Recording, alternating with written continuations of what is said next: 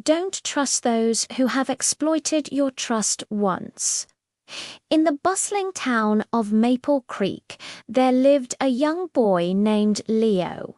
Leo had a passion for building things. Give him a pile of wood, a handful of nails, and a hammer, and he could create wonders.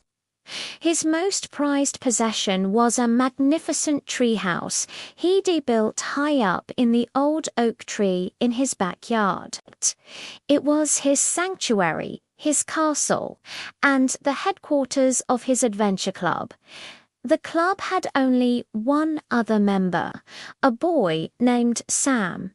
Sam was charismatic and fun, always coming up with exciting new games.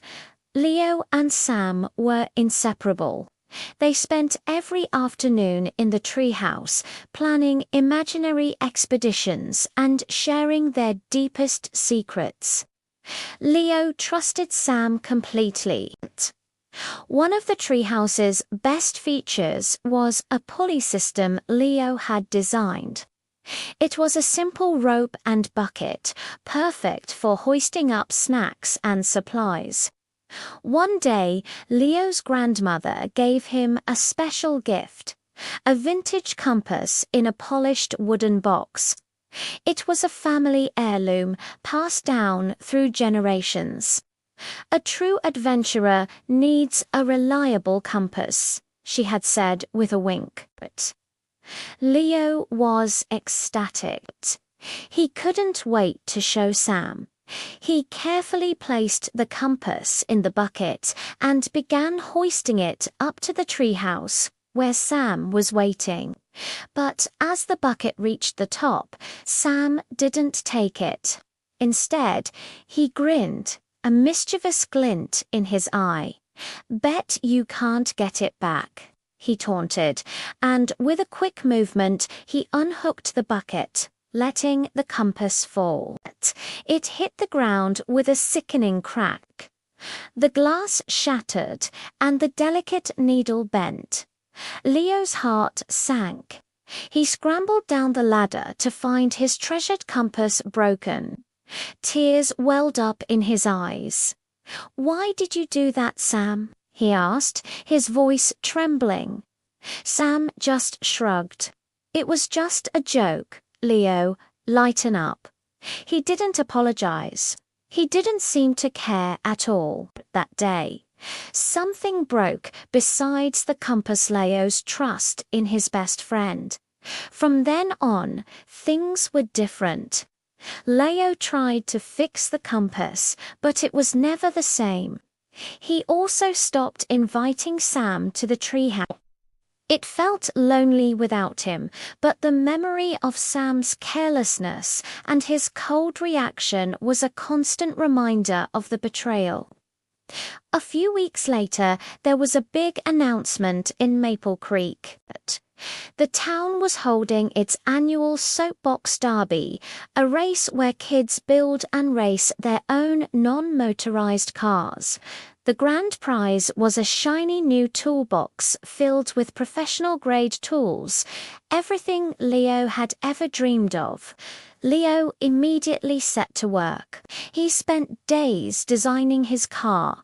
The Comet, he used the best wood he could find, sanded every surface until it was smooth, and gave it a sleek, aerodynamic shape. It was his masterpiece. The day before the race, Sam showed up at Leo's house. He looked at the Comet with wide eyes. "Wow, Leo, that's amazing. You're definitely going to win." Then he looked at Leo with a pleading expression. "Listen, I'm so sorry about the compass. It was a stupid thing to do. I miss being your friend. Can I please help you with the race? I can be your pit crew. I'll help you get the car to the starting line and make sure everything's perfect." Leo was torn. He missed his friend, and Sam seemed genuinely sorry. The idea of having his old friend back, cheering him on, was very tempting. He remembered all the fun they used to have. Maybe Sam had learned his lesson. Maybe he deserved a second chance. Against his better judgment, Leo found himself nodding. "Okay, Sam, you can help." On race day, the atmosphere was electric. Kids and parents lined the big hill, cheering for their favorite racers.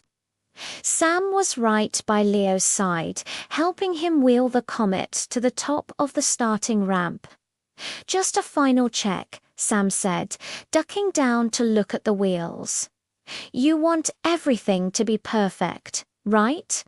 He fiddled with one of the front axles for a moment. "All good," he announced with a thumbs up. Leo felt a surge of hope. Maybe their friendship could be repaired after all. He climbed into his car, his heart pounding with excitement and nervousness. The starting horn blared and the cars surged forward. The Comet was fast, incredibly fast. Leo expertly navigated the first few turns, pulling ahead of the other racers. He could almost feel the new toolbox in his hands. He was leading the pack, the wind rushing past him. But as he entered the final sharpest turn of the course, he tried to steer, and something went horribly wrong.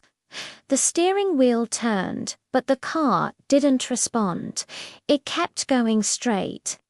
The Comet veered off the track and crashed into a hay bale with a loud thud. Leo was shaken, but unhurt.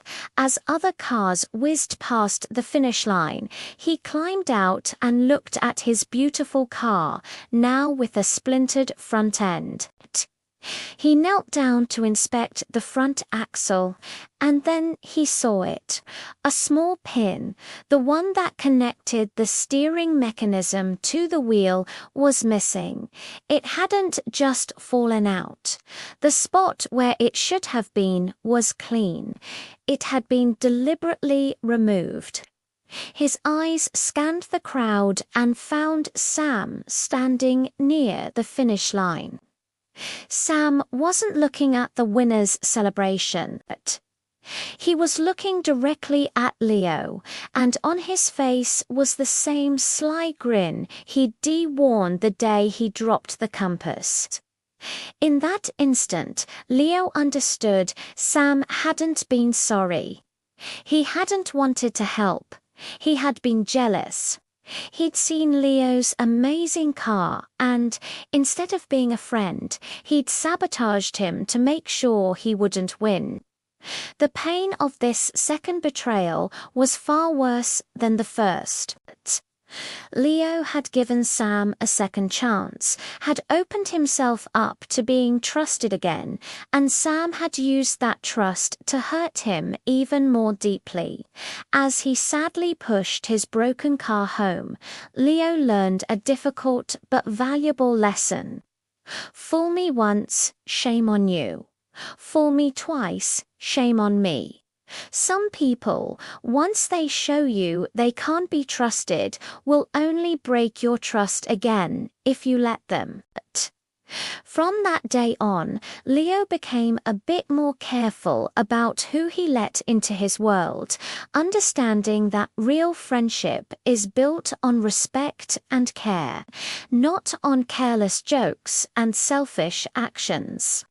And while he did eventually build an even better race car the next year, the most important thing he built was a stronger sense of who was worthy of his trust. Thanks for watching. If you enjoyed this story, don't forget to like and subscribe for more. See you next time.